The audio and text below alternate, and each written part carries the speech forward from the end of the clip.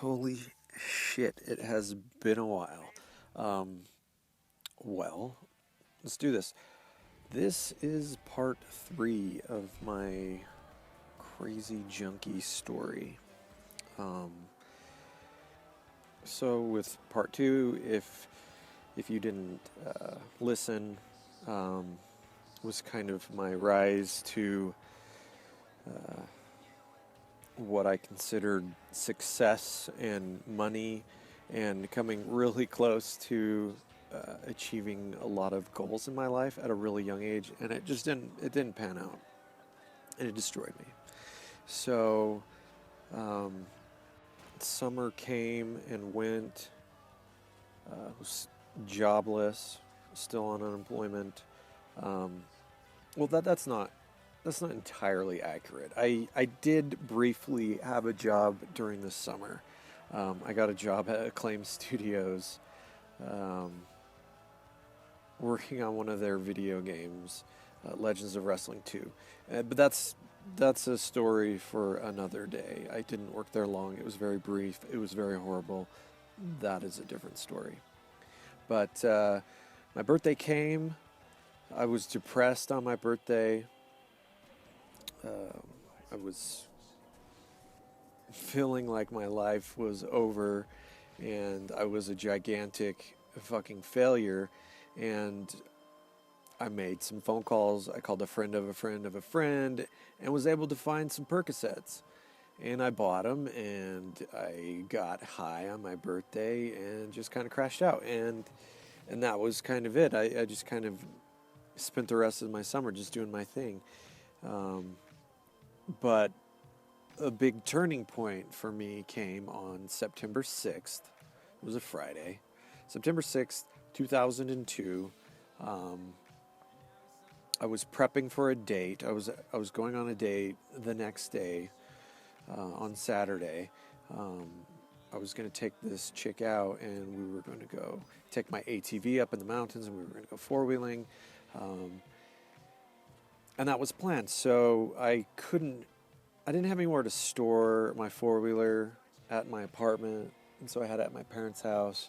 I drove my truck down there. I got my four-wheeler, went and cleaned it, filled it up with gas, and I pulled back into the parking lot of my apartment, and my neighbors, I always referred to them as the Fast and the Furious because they were always out there with their cars, working on them and cleaning them. They were always Honda Civics, and they always had the loud music and the parties and the chicks coming and going, and it was all it was all super hilarious to me. But they were my neighbors. I didn't really pay much attention to them. I was kind of in my own little world, having my own pity party.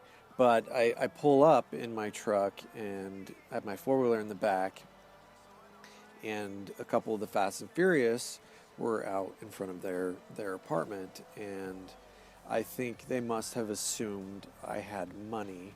Actually, I know for a fact they told me later on that they assumed I had money because they saw my four wheeler in my truck, and they were my two nicest possessions, I guess you could say.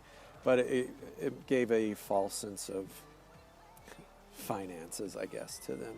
And so I hop out of my truck and I'm walking to my apartment, and I notice one of the guys is the friend of a friend of a friend that I had purchased the pills from. And they like wave me over and like, "Hey, what's up, dude? Hey, remember me?" I'm like, "Yeah, I remember you. How's it going?" I was just kind of wanting to get into my apartment. But one of the other guys, the Fast and Furious guy, we'll call him MJ, he's like, "Oh, hey, your buddy here tells me, you're into shit and you like to party." And I'm like, "Well, not really. I do pills off and on. You know, I I like to get high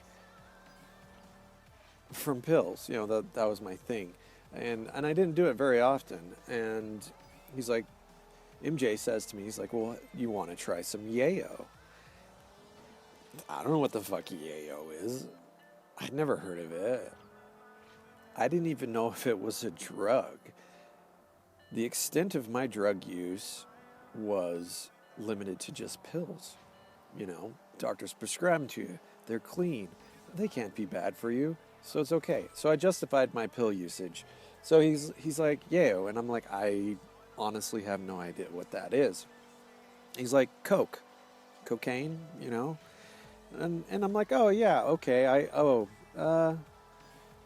Never really had any desire to do coke, but I guess so. And you know, I'm walking to my apartment, and they're kind of walking along with me, and I'm like, yeah, I guess I could try it. I don't want to spend much money on it. I mean, you know, I was familiar with cocaine. You know, I had watched movies, and I knew it was a rich man's drug, and I didn't want to spend a bunch of money on it. If it were pills, I would have tried to buy as many pills as I could. But with it being cocaine, and you know, I've never done cocaine, I was like, yeah, maybe I'll buy a little bit just to try it.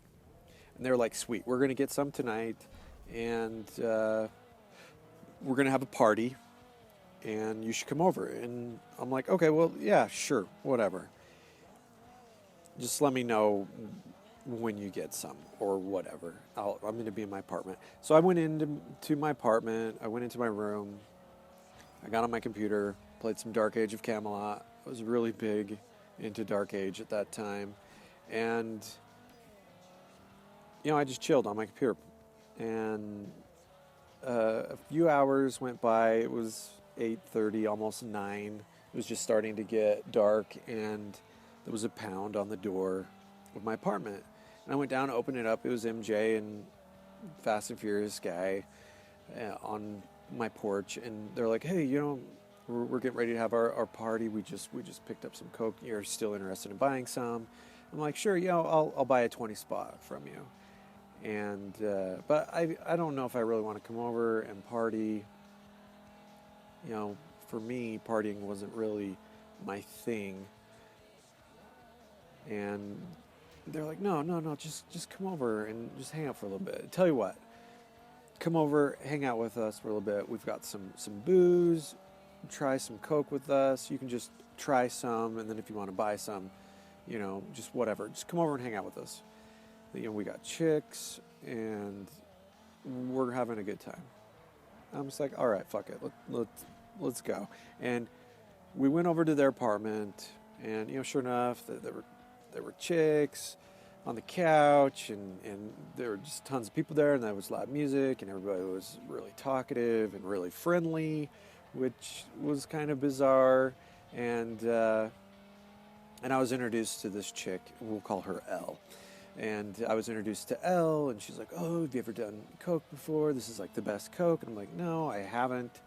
And her eyes like lit up, and she's like, "Oh, you're just gonna love this. This is like the greatest stuff in the world." And she's like, "You got to come on." And I followed her and MJ into the kitchen, and they proceeded to bust out this big fat line of coke on the countertop. And she's like, "Oh, have you ever snorted anything before?" And I'm like, "Yeah, you know, I've snorted pills. You know, like snorting shit isn't a new thing to me." And so she rolled up a $1 bill and handed it to me and was like, "Oh, you just like put it in your nose and you just snort it." And I'm like, "No, look, it's cool. I got it. You know, like I've done shit like that before. Not cocaine, but I know how to snort shit." So I took the dollar bill from her, and you know, I put it in my nose, and I leaned down to this countertop, and a really bizarre experience happened to me. Like I experienced something that was kind of odd. I like to call it my angel devil moment. Um, you know, the moment in your life when you're faced with a choice and a little angel pops on one shoulder and a little devil pops up on the other shoulder, and they kind of are whispering in your ear like what you should and shouldn't do. You know, I had one of those moments, like time kind of ground to a halt and things kind of slowed down, and I had this weird conversation in my head where, you know, like the angel was like, "Oh, are you sure you want to do this? This is cocaine. This is like some serious shit." And on the other hand, the devil's whispering in my ear, "Hey, look at all these people. They're having fun. You want to have fun, don't you? Like, you definitely want to do this." And it was just like this back and forth in my head. You know, really, no, you don't want to do this. Just, go back to your apartment and play some video games like the nerd that you are. And then the devil's like, "Oh, hey, you're a fucking nerd and you want to be cool, right? Hey, look at these hot chicks on the couch. Do this coke and go make out with them, And just back and forth and back and forth. And finally, I was like, well, shit, my life can't get any worse, right? Fuck it. Snorted the shit out of it. And it hit me like fireworks going off in my brain. I had never experienced anything up to that point in my life. Opiates are a downer. They make you feel mellow and chill. But cocaine, to me, it was something entirely different from what I had experienced to that point in my life. And immediately, everybody around me was like my best friend, and I wanted to talk to them and talk a lot, and got really handsy, and it was bizarre, and went out on the couch and we all talked, and just line after line after line of coke, and rubbing the coke on your gums and getting all numb, and just the feeling, and time just kind of flew by. But before I knew it, it was like 3:00 in the morning, and I was like, I gotta go home. I was starting to feel a little shitty. Coke wasn't coming out as frequent. I think MJ was starting to run out of coke, and not a whole lot of people were buying. And I'm just like, I gotta go home. And I gave MJ a $20 bill, and he gave me a tiny little rock, and I was starting to feel like shit. And I'm like, look, I got to get up in the morning for this date in like a few hours, so I'm just gonna go home and crash, and I'll talk to you guys all later. And I went to my apartment. I felt like shit. I was a little bit, coming down from the coke, and I was drunk. And, I fell face first in my bed and just crashed out. Felt like minutes, but then my alarm was going off. It was 7 a.m. It was time to get up and go pick this girl up for a day of fun-filled four-wheeling in the mountains. And I just didn't feel like it. The right thing to do would have been just to call it off, right? But me being a dumbass, the dumbass that I am, figured, hey, I'll just power through it. How bad can this be? I was a little bit hungover and felt really shitty from coming off the coke. But I took this girl on a date, and she must have had a miserable time. Like, I wasn't very talkative. She could probably tell I felt like shit. She could probably smell the alcohol on my breath and was like, who the fuck is this guy and what the fuck is he doing? But we spent the day four-wheeling. She most likely had a miserable time. We never went out again.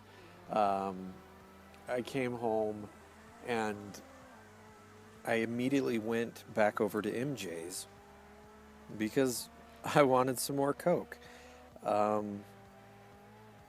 I had never felt anything like that before, and it was kind of getting its hooks in me, and it was the beginning of something very terrible for me in my life. And this moment, that day and that night over at that apartment was the beginning of the downward spiral for me, and things got out of hand and got crazy extremely fast. And I found myself over at MJ's apartment almost every day and every night, hanging with him and his crew and the Fast and the Furious, and all of his girlfriends. And I was introduced to this girl, we'll call her Barbarella, because she looked like a Barbie doll with her blonde hair and big fake tits. But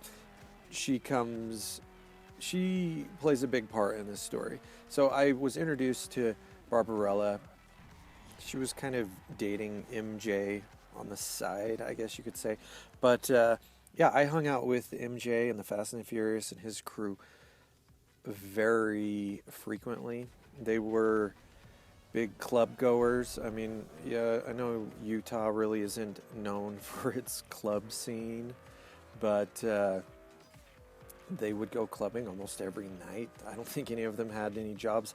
I didn't have a job, so doing the club thing every night was just kind of easy, I guess. And things got out of hand. Things got extremely crazy for me. But I've already gone over again, so I'm going to wrap things up. In next part, part 4, I'm going to talk about my experiences clubbing and some of the craziness that came with it. But yeah, thank you for listening.